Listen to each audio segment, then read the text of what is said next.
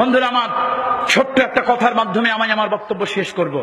ছোট্ট একটা কথা বলবো, সাম্প্রদায়িক সম্প্রীতি, ভালোবাসা মুহাম্মদ সাল্লাল্লাহু আলাইহি ওয়াসাল্লাম শিখিয়েছেন।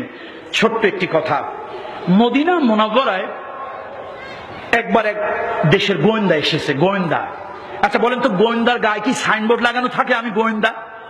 গোয়েন্দা কি মাইক দিয়ে অ্যানাউন্স করে আমি গোয়েন্দা? একজন গোয়েন্দা এলো, মদিনা এসে ঘুরে বেড়াচ্ছে।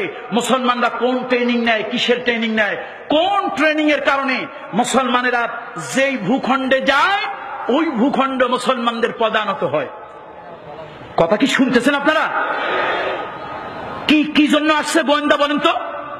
ইনভেস্টিগেশন করার জন্য গোয়েন্দাদেরকে পাঠানো হয়েছে। গিয়ে দেখো কোন ট্রেনিং নেয়, যেই ট্রেনিং এর বলে মুসলমানরা যেখানে যায় সেখানে কি হয়, বিজয়ী হয়।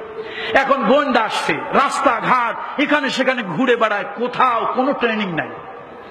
এখন গোয়েন্দা চিন্তা করে কিসের জোরে মুসলমানরা বিজয়ী হয়। হঠাৎ গোয়েন্দার নজরে পড়ছে একটা ট্রেনিং, উঁচু একটা জায়গায় দাঁড়িয়ে কেউ একজন শাউটিং করতেছে, আওয়াজ দিতেছে, আল্লাহু আকবার, আল্লাহু আকবার, আশহাদু আল্লা ইলাহা ইল্লাল্লাহ, হাইয়া আলাস সালাহ, হাইয়া আলাল ফালাহ, আল্লাহু আকবার, আল্লাহু আকবার, লা ইলাহা ইল্লাল্লাহ। তো এই শাউটিং করলে, এই জোরে আওয়াজ দিলে লোকজন দোকানপাট ঘর দরজা বন্ধ করে পাগলের মতো এক জায়গায় ছুটে আসে, ওইটার নাম মসজিদ।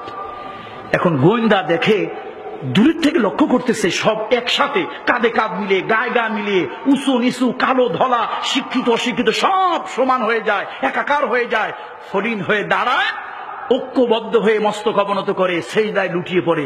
গোয়েন্দা চিন্তা করে, বাবার জন্মে এরকম ট্রেনিং তো দেখি নাই, এইটা আবার কি ট্রেনিং? জিজ্ঞেস করলো, ভাই ওই যে শাউটিং করলো এটা কি? বলে ওইটা আযান।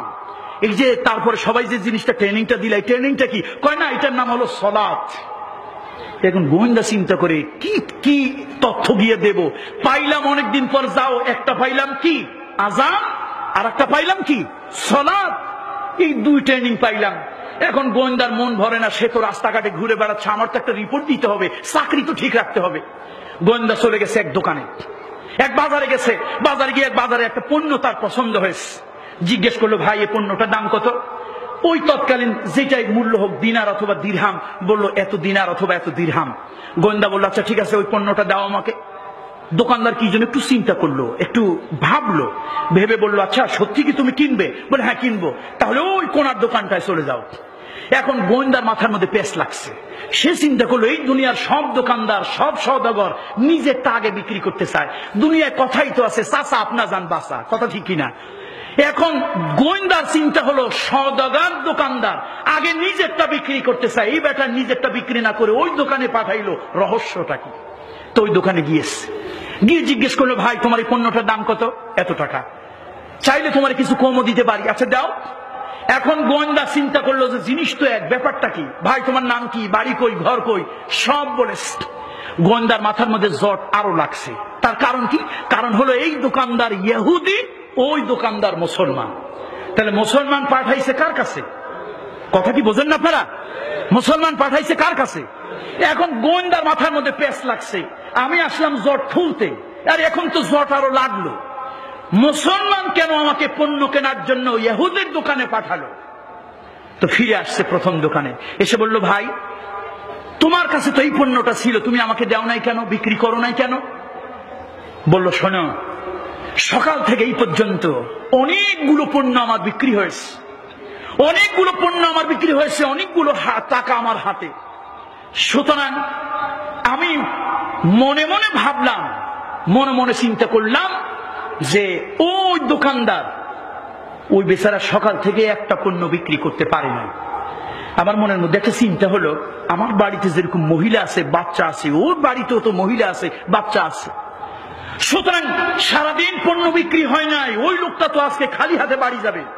আর খালি হাতে যখন বাড়ি যাবে, আহলে বাইতেরা খালি হাত দেখে মনটা ভেঙে যাবে, বাচ্চাগুলো ক্ষুধার যন্ত্রণায় কাঁদবে, ক্ষুধার যন্ত্রণায় তড়পাবে, তারপরে ওই অবস্থায় ঘুমায় পড়বে, সারা রাত লোকটার কষ্টে ঘুম হবে না।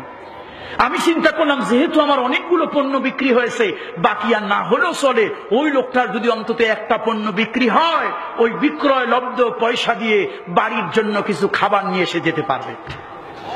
আমি এই জন্য তার কাছে পাঠালাম। গোয়েন্দা বলল, মুসলমান তুমি হলে একজন মুসলমান, আর ওই লোকটা হলো একজন ইহুদি। তুমি একজন মুসলমান, একজন ইহুদির দোকানে কেন পাঠালে? মুসলমান ডেকে বলল, শোনো, আদ-দীনু আন-নাসিহা, আদ-দীনু আন-নাসিহা। দিন হলো অন্যের কল্যাণ কামনা করা, ভালাই কামনা করা, মঙ্গল কামনা করা। তুমি ভালো করে শুনে নাও, সারাদিন আমি বিক্রি করেছি, সারাদিন আমার বিক্রি হয়েছে, আমি এই টাকা দিয়ে খাবার কিনে বাড়ি নিয়ে যাব, কিন্তু ওই বেচারা কোনো বিক্রি করতে পারে নাই, খালি হাতে বাড়ি ফিরে যাবে। খালি হাতে যখন বাড়ি ফিরে যাবে, ক্ষুধার যন্ত্রণায় ওর বাচ্চা কাচ্চাগুলো সারা রাত কাঁদবে। আমি মনে মনে চিন্তা করলাম, এখানে ধর্মের বিচার নয়, মনুষ্যত্বের বিচার, মানবতার বিচার। এই জন্য মনুষ্যত্বের বিচারে, মানবতার বিচারে আমি পণ্য বিক্রি না করে ওই ইহুদির দোকানে পাঠালাম। গোয়েন্দা তার কৌতূহল আর ধরে রাখতে পারলো না, গোয়েন্দা তার কৌতূহল আর ধরে রাখতে পারলো না। বলো, মুসলমান, এই যদি হয় তোমার ইসলামের আদর্শ, এই যদি হয় মুসলমানদের আদর্শ, এই যদি হয় নবী মুহাম্মদ রাসূলুল্লাহ সাল্লাল্লাহু আলাইহি ওয়াসাল্লামের আদর্শ, তাহলে তরবারি দিয়ে তোমাদের ভূখণ্ড দখল করা লাগবে না, তরবারি দিয়া পৃথিবী তোমাদের দখল করতে হবে না, তোমাদের আদর্শ দিয়া গোটা পৃথিবী একদিন তোমরা দখল করে নেবে। আমার বন্ধুরা, রাখবেন? বলুন ঠিক কিনা? আল্লাহ তাআলা তার বৈশিষ্ট্য ঠিক রাখবেন কি রাখবেন না? তার যে সুন্নাত সেটাও থাকবে, তার রুহানি যে আওলাদ ওটাও থাকবে। সুতরাং ইসলাম পৃথিবীতে ছিল, ইসলাম পৃথিবীতে আছে, ইসলাম পৃথিবীতে থাকবে। আল্লাহ তাআলা ইসলামের জন্য আমাদের সবকিছু কোরবান করার তৌফিক দান করুন।